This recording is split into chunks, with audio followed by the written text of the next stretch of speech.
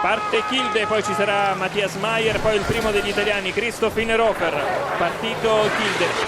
Esce di nuovo potente come mulo, forza mostruosa.